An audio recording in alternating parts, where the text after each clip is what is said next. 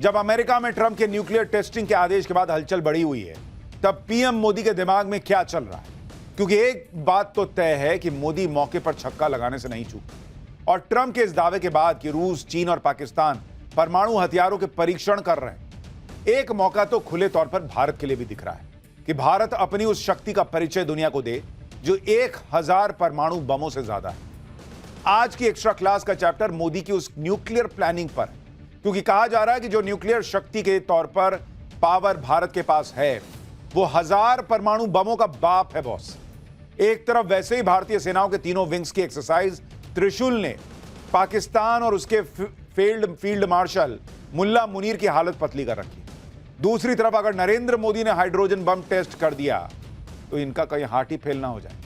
पाकिस्तानियों की हालत यह सोच सोचकर किस कदर खराब है, इसे ऐसे समझिए कि पाकिस्तान के पूर्व राजदूत अब्दुल बासित ने थर्राते हुए कह दिया है, थरथराते हुए, कि भारत जल्दी ही हाइड्रोजन बम का परीक्षण कर सकता है। वैसे दुनिया जानती है कि मोदी अपनी लकीर खींचते हैं, अपने फैसले लेते हैं, राष्ट्र की सुरक्षा को लेकर रत्ती भर का समझौता नहीं करते। अब अगर ट्रंप ने पाकिस्तान और चीन के न्यूक्लियर टेस्टिंग का दावा करके मुद्दा छेड़ दिया है, तो पीएम मोदी के पास पर्याप्त वजह है देश की सुरक्षा के लिए हाइड्रोजन बम टेस्ट करने का। लेकिन सवाल है कि क्या नरेंद्र मोदी का नया भारत ऐसा करने जा रहा है? क्या दुनिया परमाणु बम वाली सनक पर फिर लौट आई है? क्या अमेरिकी राष्ट्रपति ट्रंप के शांति राग में छिपे स्वांग को पढ़ लिया गया है? क्या पाकिस्तान ने वाकई परमाणु परीक्षण किए हैं? क्या भारत को भी अपनी नाभिकीय शक्ति को दिखाने का सही समय आ गया है? वरना आए दिन हमारे पास न्यूक्लियर बटन है, न्यूक्लियर बटन है, न्यूक्लियर यही कहते थे। पाकिस्तान के पास भी न्यूक्लियर है, तो हमारे पास क्या है भाई? ये दिवाली के लिए रखा है क्या? सवालों के गुबार परमाणु हथियारों के विस्फोट से उठे गुबारों से भी गहरे हैं। खासकर तब ये और गंभीर हो जाते हैं जब व्हाइट हाउस ने और अपने पारिवारिक हितों पर टिके ट्रंप ने पाकिस्तान की हर हरकत को जानते हुए भी आंखें मूंद रखी हों। अमेरिकी राष्ट्रपति डोनाल्ड ट्रंप के अपने रक्षा विभाग को दिए न्यूक्लियर हथियारों की टेस्टिंग के निर्देश के बाद ये चर्चा तेज हो चुकी है कि दुनिया में एक बार फिर परमाणु होड़ का दौर लौट आया है।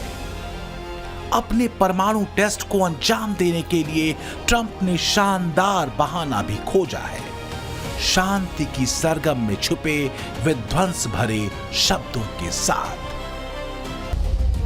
सवाल यह है कि अगर ट्रंप ये दावा करते हैं कि रूस, चीन के साथ ही पाकिस्तान भी परमाणु परीक्षण कर रहा है, तो फिर जैसे ईरान की न्यूक्लियर तैयारियों पर B-2 बॉम्बर अमेरिका ने उतारे थे, वैसा ही पाकिस्तान के मुद्दे पर क्यों नहीं किया गया? क्या ट्रंप ने पाकिस्तान में अपने निजी आर्थिक हितों को दुनिया की शांति और सुरक्षा से ऊपर रखा? जो भी हो, पर न तो भारत चुप बैठने वालों में से है और ना ही पीएम मोदी। झूठा या सच्चा, ट्रंप का दावा जो भी हो, पर इस दावे ने एक मौका, एक अवसर भारत के पाले में डाल दिया है। तो क्या अब ये भारत पर है कि वो अपनी न्यूक्लियर शक्ति का परीक्षण कब करता है? ट्रंप का पाकिस्तान और चीन के न्यूक्लियर टेस्ट का दावा सच हो या झूठ, लेकिन एक बात तो तय हो गई, वो ये कि भारत को मौजूदा दौर में एक मौका तो मिल ही गया और पीएम मोदी मौका छोड़ने वालों में से नहीं। स्ट्रैटेजिक एक्सपर्ट मानते हैं कि अगर अमेरिका न्यूक्लियर टेस्ट करता है तो भारत अपने सुरक्षा हितों को लेकर पीछे नहीं हटेगा। ये एक जरिया भी हो सकता है कि भारत अपने हाइड्रोजन बम का परीक्षण करे, ताकि नई और ज्यादा शक्तिशाली और छोटी मिसाइलों के लिए अपने न्यूक्लियर हथियारों को भारत परख सके। बस भारत के इसी संभावित रुख को लेकर पाकिस्तान के हाथ पांव फूल रहे हैं। हाइड्रोजन बम एटमी हथियारों से ज्यादा विनाशक होता है। पाकिस्तान की सांसें इसलिए भी फूल रही हैं क्योंकि ऑपरेशन सिंदूर के दौरान वो भारत की मारक क्षमता को अच्छी तरह देख चुका है। भारत ने पाकिस्तान के न सिर्फ 9 आतंकी अड्डे ध्वस्त किए, बल्कि 11 एयरबेस भी उड़ा दिए और नतीजा 4 दिनों के भीतर पाकिस्तान ने सरेंडर किया। वहीं पिछले दिनों देश के army chief general Upendra Dwivedi ने भी पाकिस्तान को कहा था कि अगर उसे इतिहास और भूगोल में बने रहना है तो स्टेट स्पॉन्सर्ड टेररिज्म बंद करना होगा बॉस। बस यही सारे डॉट्स अगर आप मिलाते चले जाइए तो पाकिस्तानियों की घिग्गी क्यों बंदी है समझ में आता है। दुनिया भारत की एटॉमिक शक्ति और क्षमताओं को बखूबी जानती है। संयम, शांति और आत्मरक्षा के सूत्र पर भारत ने करीब 27 साल पहले 1998 में अपना दूसरा परमाणु परीक्षण किया था। इससे पहले भारत ने 18 मई 1974 को अपना पहला सफल परमाणु परीक्षण किया था। इस टेस्टिंग को नाम दिया गया था स्माइलिंग बुद्धा। इसे भारत ने शांतिपूर्ण परमाणु विस्फोट कहा था। तो 1998 में एक बार फिर भारत ने अपनी न्यूक्लियर शक्ति को टेस्ट किया। 11 और 13 मई को कुल 5 परमाणु विस्फोट किए गए। इसमें एक थर्मोन्यूक्लियर यानी हाइड्रोजन बम भी शामिल था। भारतीय वैज्ञानिकों ने उस वक्त दावा किया था कि उनके 5 परमाणु परीक्षणों की कुल क्षमता 58 किलो टन थी। 1 किलो टन विस्फोटक ऊर्जा 1000 टन TNT के बराबर होती है। वहीं अकेले हाइड्रोजन बम की क्षमता 45 टन की थी। हाइड्रोजन बम न्यूक्लियर फ्यूजन अभिक्रिया की वजह से होता है। इसमें बड़ी मात्रा में एनर्जी निकलने की वजह से बड़ा विस्फोट होता है, जबकि परमाणु बम विस्फोट के पीछे नाभिकीय विखंडन यानी न्यूक्लियर फिजन होता है। हाइड्रोजन बम परमाणु बम से ज्यादा विनाशकारी होता है। सीधे शब्दों में कहें तो एक हाइड्रोजन बम 1000 न्यूक्लियर बमों जितना ताकतवर होता है। 1 नवंबर 1952 को अमेरिका ने दुनिया का पहला हाइड्रोजन बम टेस्ट किया था। उस वक्त 5 किलोमीटर चौड़ा एक विशाल चकाचौंध कर देने वाले सफेद आग के गोले ने आसमान को ढक लिया था। तो क्या ट्रंप के दावे ने और इस दावे के बादलों के बीच न्यूक्लियर टेस्टिंग के निर्देशों के बाद पीएम मोदी देश की सुरक्षा को लेकर अपनी न्यूक्लियर तैयारियों की ओर बढ़ेंगे? हालांकि पीएम मोदी दुनिया के धैर्यशील और संतुलित लीडर्स में शुमार होते हैं। ये दुनिया ने ऑपरेशन सिंदूर के दौरान भारत के प्रदर्शन में देखा भी है, लेकिन पाकिस्तान पर भरोसा नहीं किया जा सकता। और वैसे भी इंडियन आर्मी चीफ पाकिस्तान को आगाह कर चुके हैं। तो ये मैं आपको बताना चाहता हूं कि इस बार भारत देश पूरी तैयारी के साथ है और इस बार वो संयम नहीं रखेगा जो सिंदूर 1.0 में हमने संयम रखा। इस बार हम आगे की कार्रवाई करेंगे और कुछ ऐसी कार्रवाई करेंगे कि हो सकता है पाकिस्तान को सोचना पड़े कि उसे इतिहास में, भूगोल में रहना है कि नहीं रहना।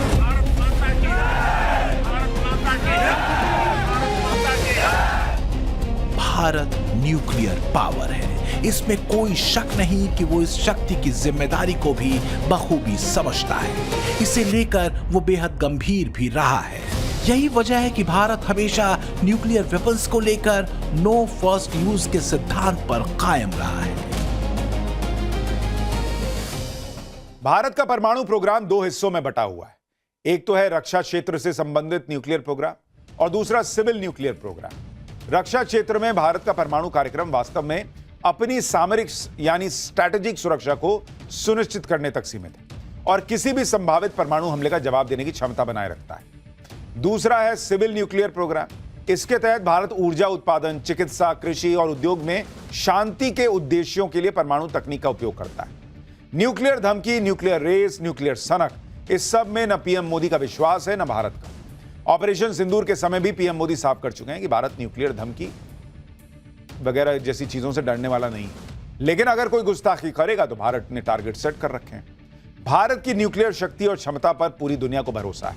ऑपरेशन सिंदूर के दौरान प्रिसाइज हमले करके भारत ने बता दिया है कि वो दुश्मन को जहां चाहे जब चाहे भेद सकता है, फोड़ सकता है।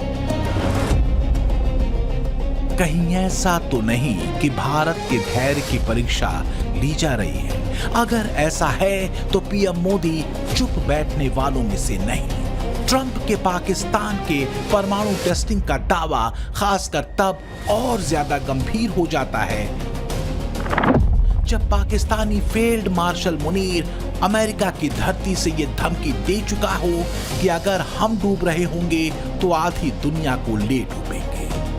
भारत अपने टारगेट और अपनी तैयारियों को लेकर सजग है।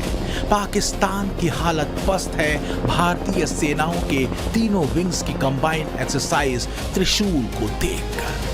पाकिस्तान जानता है कि एक गलत इंफॉर्मेशन या गलत कदम पाकिस्तान की पूरी बर्बादी की स्क्रिप्ट लिख सकता है। रही बात भारत की, तो वो पाकिस्तान की न्यूक्लियर पैंतरेबाजियों से लेकर उसकी न्यूक्लियर क्षमताओं तक की पूरी असलियत जानता है।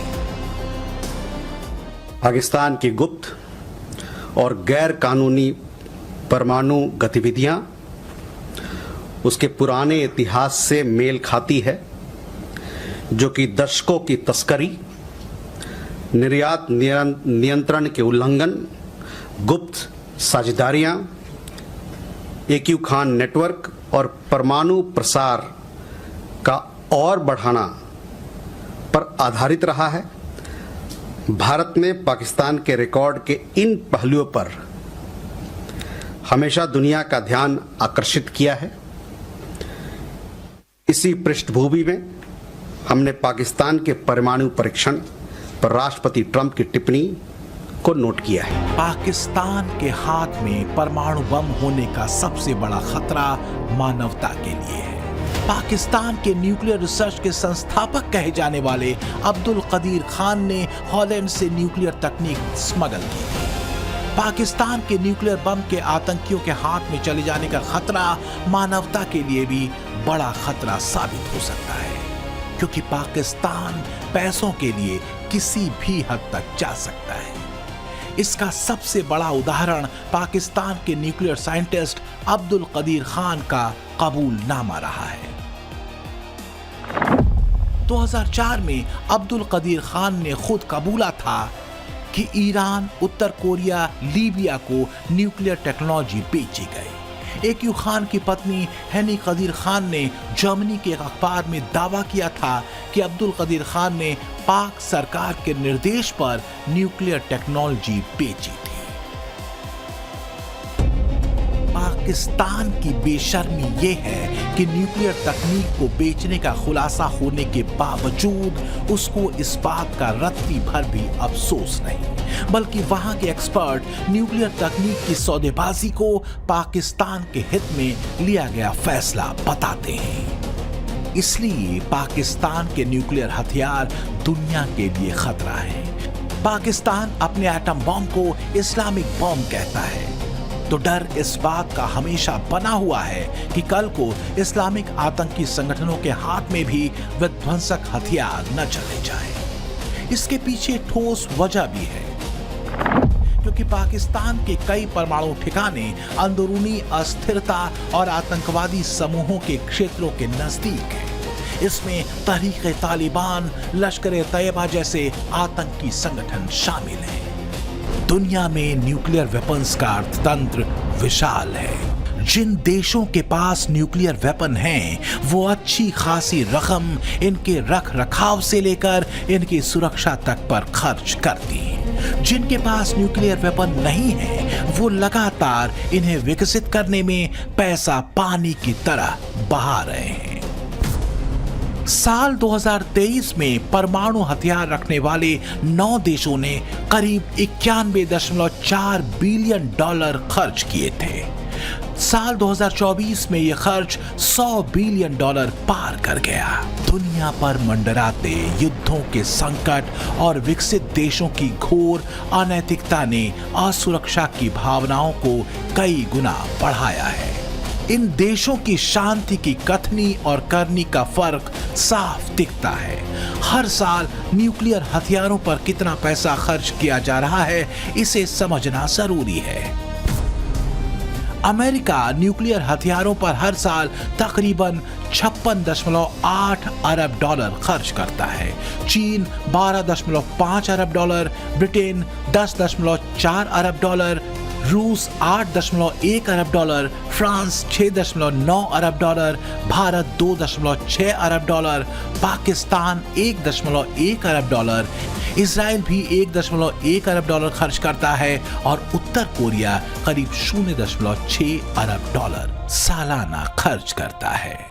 ट्रंप दावा करते हैं कि वो विश्व शांति चाहते हैं, साथ ही वो ये भी बताने से नहीं चूकते कि अमेरिका अपने न्यूक्लियर वेपन से कितनी बार पूरी पृथ्वी को तबाह और बर्बाद कर सकता है। क्या शांति के पीछे छुपा ये शक्ति का अहंकार है?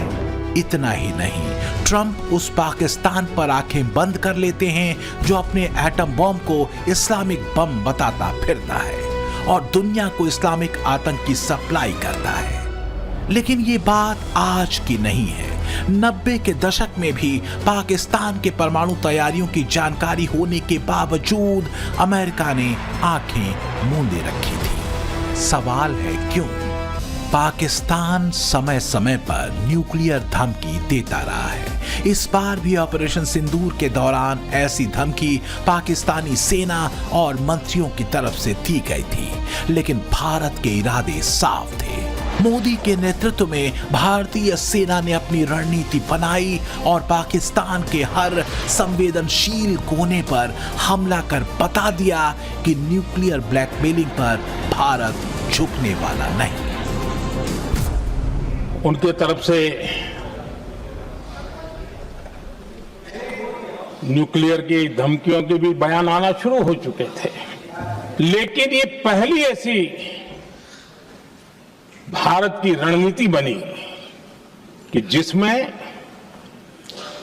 पहले जहां कभी नहीं गए थे वहां हम पहुंचे। पाकिस्तान के कोने कोने में आतंकी अड्डों को धुआं धुआं कर दिया गया। पाकिस्तान की न्यूक्लियर धमकी को हमने झूठा साबित कर दिया।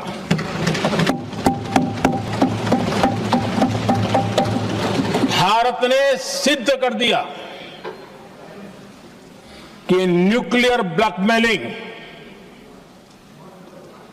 अब नहीं चलेगा और न ही ये न्यूक्लियर ब्लैकमेलिंग के सामने भारत झुकेगा।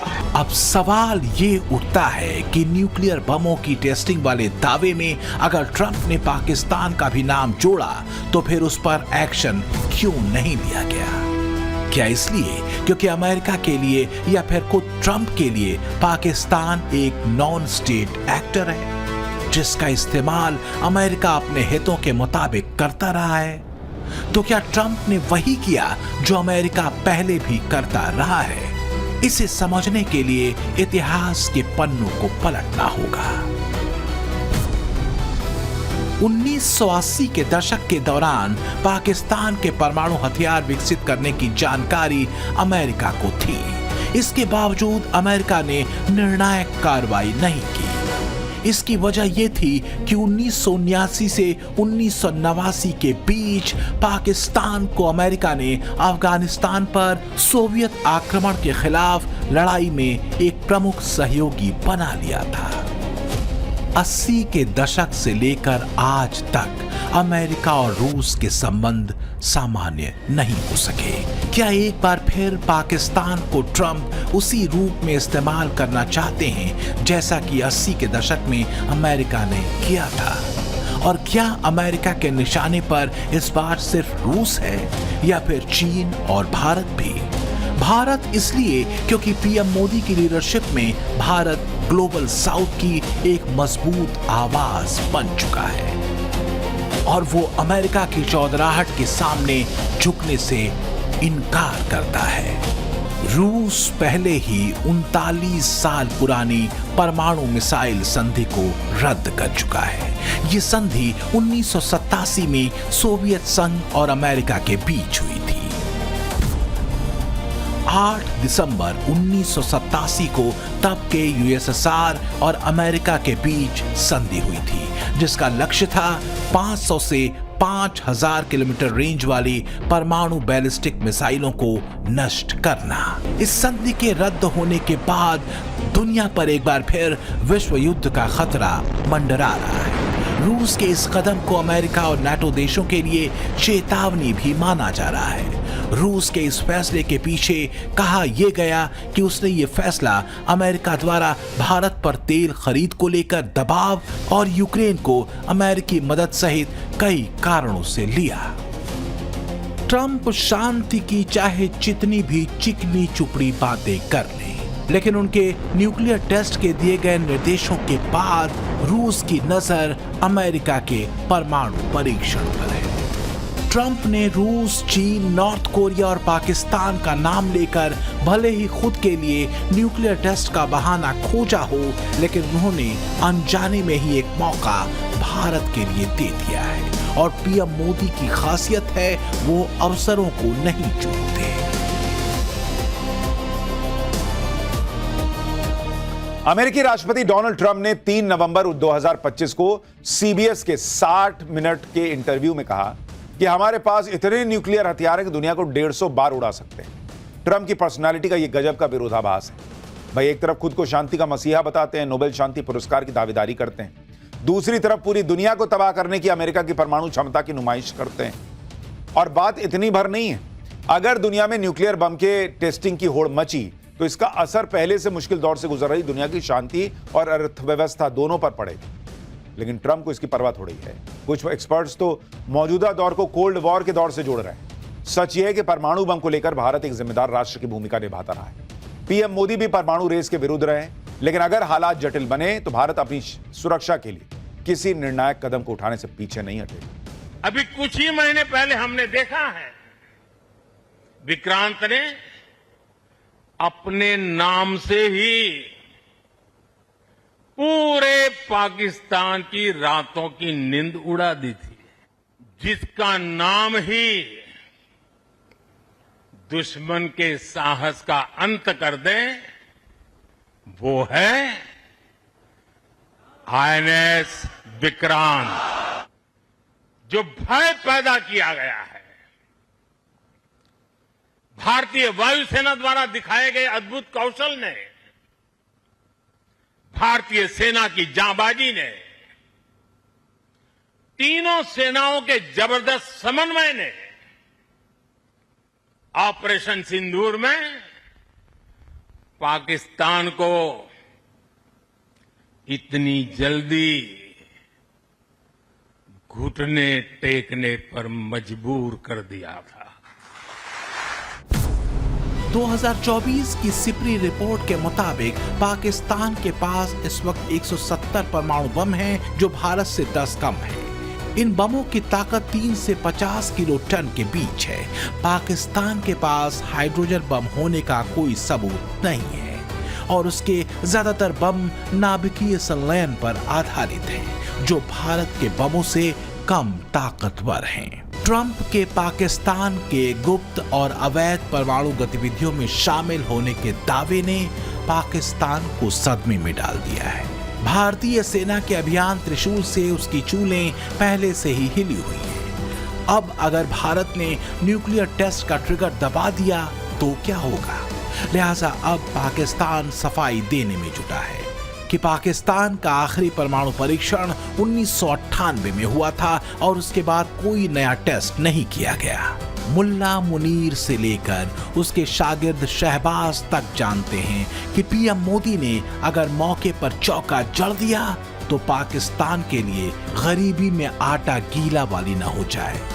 Bureau report, times now, Navbharat. पाठशाला की वीकेंड वाली क्लास में अब अगला चैप्टर। ये वो चैप्टर है जिससे जुड़े टॉपिक को मैं आपको वीकेंड में अक्सर दिखाता हूं और इसे देखकर दुश्मन देशों का कलेजा दहल जाता है। कहा जाता है कि अब वही देश युद्ध जीत सकता है जो समंदर का सिकंदर होगा। इस दिशा में भारत बहुत तेजी से पांव पसार रहा है।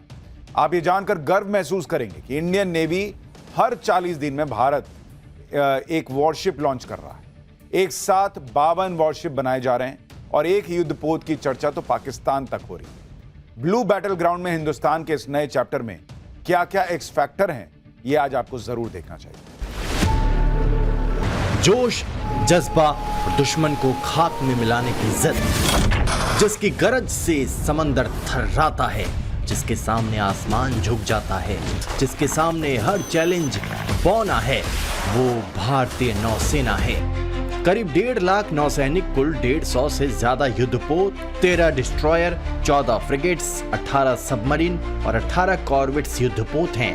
इंडियन नेवी की ये वो ताकत है जिसके जिक्र भर से पाकिस्तान से लेकर जिन्ना के मुल्क के माई बाप चीन का हलक सूख जाता है, और ये ताकत अब कई गुना बढ़ने वाली है। ये तस्वीर लहरों के नए पहरेदार की है। नाम है INS इक्शक, जो 2 दिन पहले नौसेना में शामिल हो गया है। ये नेवी का पहला बड़ा सर्वेक्षण पोत है।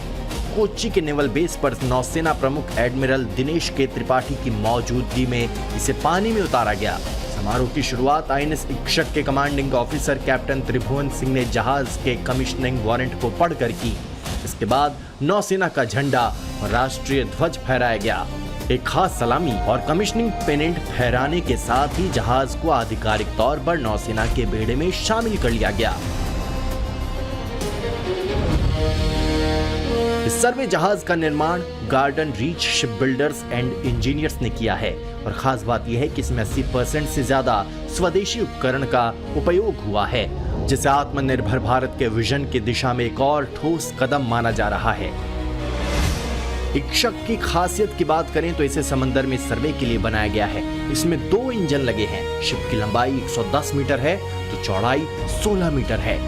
INS इक्शक का वजन 3400 टन है और इसकी रफ्तार करीब 30 किलोमीटर प्रति घंटा है। देश की 7500 समुद्री सरहद की पहरेदारी में INS इक्शक एक अहम कदम है। इससे मिलने वाला डेटा देश की समुद्री सुरक्षा को और मजबूत बनाएगा। इसमें हेलीकॉप्टर लैंडिंग डेक भी है, जिससे कई तरह के मिशन को अंजाम दे सकता है। INS Ikshak is highly capable. It is beyond hydrographic ship. It has got state-of-the-art equipment.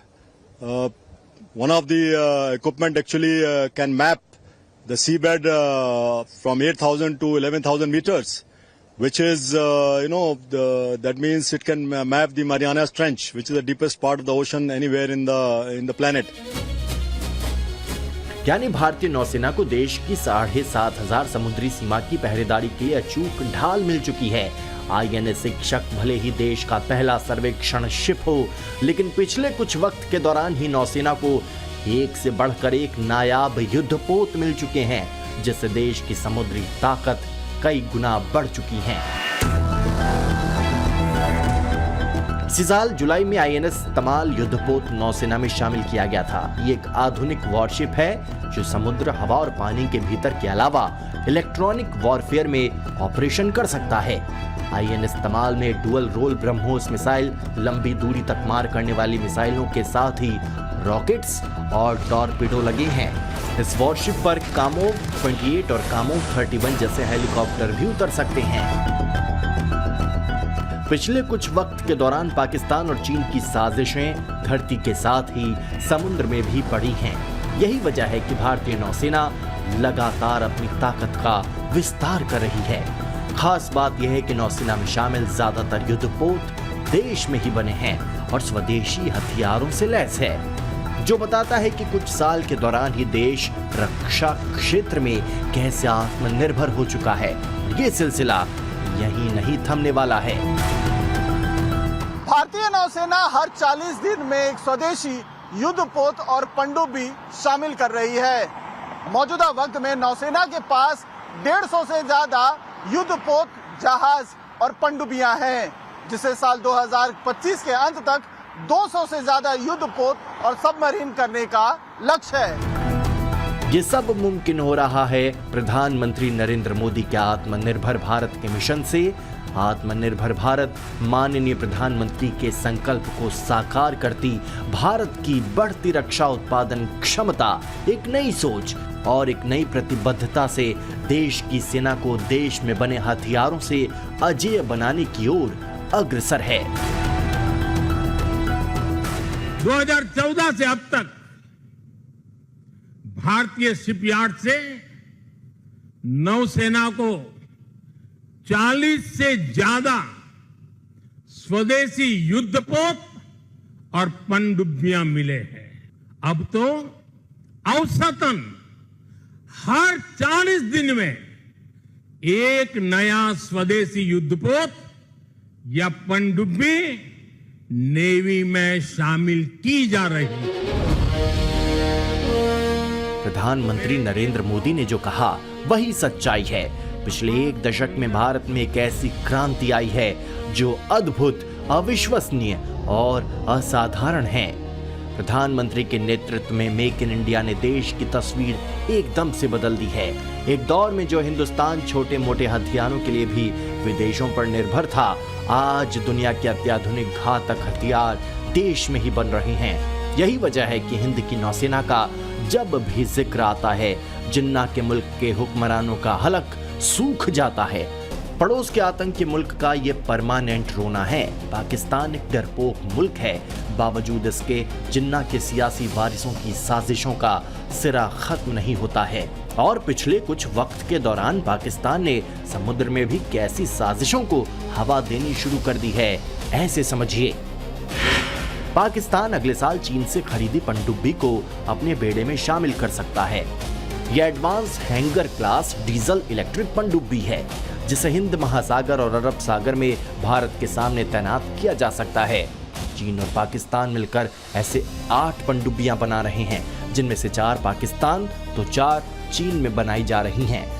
Pakistan सभी पनडुब्बियों को 2028 तक अपने नौसेना में शामिल कर सकता है। यानी एक तरफ चीन जहां हमारी सरहद पर उछल कूद करता रहता है, तो दूसरी तरफ अपने कर्ज वाले गुलाम पाकिस्तान को भी हथियारों की खेप सौंपता रहता है।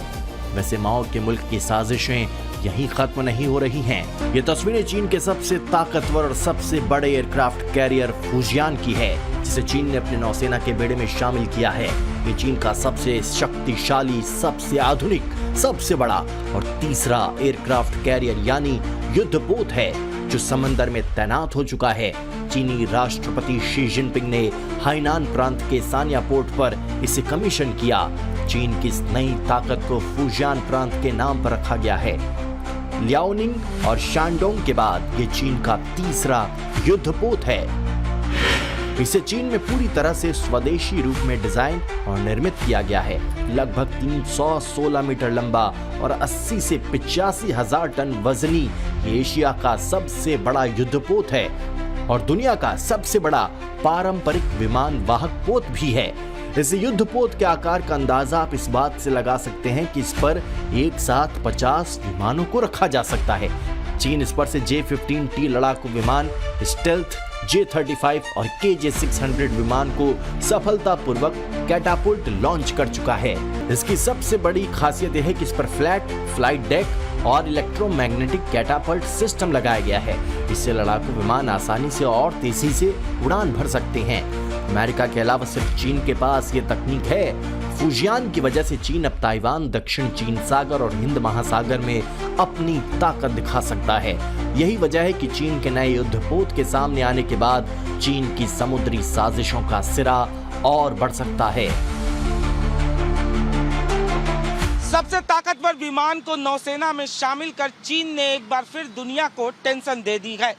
सवाल ये है कि इसके पीछे क्या बीजिंग का मकसद ताइवान पर कब्जे के मंसूबे को पूरा करना है, या फिर चीन साउथ चाइना में अमेरिका को चुनौती देने वाला है। साउथ चाइना सी समंदर का ये वही किनारा है जो जिनपिंग के शागिर्दों की साजिशों का गवाह रहा है। चीनियों के सबसे ज्यादा बारूदी उछल कूद इसी हिस्से में होती है, जहां बीजिंग के इशारे पर चीनी जंगी जहाज दौड़ते रहते हैं, मिसाइलें दागते रहते हैं। लेकिन चीन के अपने सबसे बड़े युद्धपोत फुजियान को नौसेना में शामिल करने के बाद इस इलाके में चीनियों की करतूतें और बढ़ने की आशंका जताई जा रही है। लिहाजा इस इलाके की अहमियत समझनी भी जरूरी है। दक्षिण चीन सागर ग्लोबल सप्लाई चेन के लिए बेहद अहम है। हर साल लगभग $3 ट्रिलियन से ज्यादा का कारोबार यहाँ से गुजरता है। भारत का 50 से 55% समुद्री व्यापार इसी रास्ते से होता है, क्योंकि भारत के सबसे बड़े व्यापार साझेदार देश आसियान के देश हैं। दक्षिण चीन सागर के 80% हिस्से पर चीन अपना दावा करता है। पिछले कुछ साल के दौरान ड्रैगन के शागिर्द इस इलाके के कई छोटे द्वीपों को निगल चुके हैं। बात इतनी ही नहीं है, साउथ चाइना सी की आड़ में चीन की साजिशों का सिरा हिंद महासागर तक भी पहुंचने लगा है। चीन अक्सर अपनी जासूसी जहाजों और पनडुब्बियों को हिंद महासागर में भेजता रहता है। खास बात यह है कि साउथ चाइना सी एशिया प्रशांत इलाके में रणनीतिक लिहाज से बेहद अहम है। यही वजह है कि अमेरिका के जंगी जहाज इस इलाके में लगातार तैनात रहते हैं, जिनका मकसद चीन के ताइवान पर कब्जे वाले मंसूबे को नाकाम करना भी है। और ये आशंका यूं ही नहीं है। British defence think tank RUSI यानी रॉयल यूनाइटेड सर्विसेज ने इसी साल सितंबर में एक रिपोर्ट जारी की थी, जिसमें दावा किया ताइवान पर हमले के लिए रूस भी चीन की मदद कर रहा है। ताइवान पर हमले के लिए रूस चीनी पैराट्रूपर्स को टैंक, हथियार और तकनीक मुहैया करा रहा है। रूसी ने 800 पन्नों के लीक दस्तावेज के हवाले से ये खुलासा किया। इन दस्तावेजों में इस बात का भी जिक्र है कि शी जिनपिंग ने PLA को 2027 तक हर हाल में ताइवान पर हमला करने के लिए तैयार रहने का आदेश दिया है।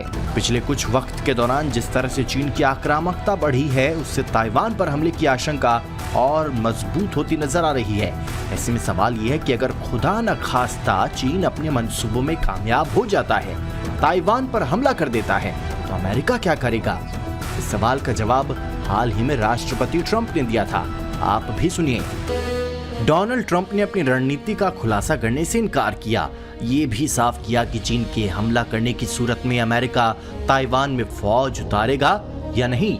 लेकिन ये साफ है कि अगर वाकई चीन ताइवान पर कब्जा करने के लिए हमला करता है, तो अमेरिका सीधे मैदान में नहीं कूदेगा, बल्कि यूक्रेन की तरह ही ताइवान को हथियार देता रहेगा। ऐसे में सवाल यह है कि क्या सिर्फ हथियार मिल जाने से ही ताइवान चीन से अपनी रक्षा कर पाएगा? ये बात सच है कि चीन ने करीब 4 दशक से ज्यादा वक्त से कोई जंग नहीं लड़ी है, लेकिन पिछले कुछ साल के दौरान अपनी ताकत कई गुना बढ़ाई है। यही वजह है कि ताइवान से लेकर दक्षिण चीन सागर तक चीन आक्रामकता दिखाता रहता है, जो न सिर्फ ताइवान बल्कि पूरे एशिया पैसिफिक इलाके में तनाव की वजह बनती रही है। यही वजह है कि भारत ने अपनी नौसेना की ताकत कई गुना बढ़ाने की तैयारी कर ली है। देश की राजधानी दिल्ली, वो दिल्ली जिसके सीने पर लाखों लोगों के सपने पलते हैं, क्या वो दिल्ली पाताल लोक के में समाने वाली है? क्या दिल्ली की जमीन नीचे धंसती जा रही है? क्या वाकई में 17 लाख लोगों की जिंदगी एक अनजान खतरे के साए में आ चुकी है? दिल्ली वालों के लिए यह खबर चौंका देने वाली है कि जिस जमीन पर आप चल रहे हैं, जिस इमारत में आप रह रहे हैं, उसके नीचे अगर गहरी दरारें पड़ने लगें, अगर तबाही चुपके से आपके दहलीज पर आकर खड़ी हो जाए, तो क्या होगा? यह खतरा सुनी सुनाई बात नहीं है। नेचर मैगजीन में छपी स्टडी बता रही है कि अगले 30 सालों में दिल्ली में करीब 3169 इमारतें हाई डेंजर जोन में होंगी। 50 साल बाद यह संख्या बढ़कर 11,457 तक पहुंच सकती है। रिपोर्ट के पब्लिश होने के बाद से ही तमाम रिसर्चर, एनवायरमेंटलिस्ट और साइंटिस्ट इस पर अपनी राय दे रहे हैं। दिल्ली पर मंडराते इस खतरे के कारणों को और इससे बचने के उपाय पर वो क्या कह रहे हैं, आज आपको दिखाऊंगा। पर पाताल लोक की तरफ खुला ये रास्ता कैसे बंद होगा, इस पर ये रिपोर्ट देखिए। न ही ये सीन फिल्मी है और न ही खतरा बनावटी है। दिल्ली के लिए पाताल लोक का दरवाजा खुल रहा है। दिल्ली धीरे धीरे धंस रही है। देश की राजधानी जमीन में समा रही है। नेचर मैगजीन में छपी एक रिपोर्ट में जो खुलासा हुआ है, उसके बाद तो दिल वालों की दिल्ली का दिल ही बैठा जा रहा है।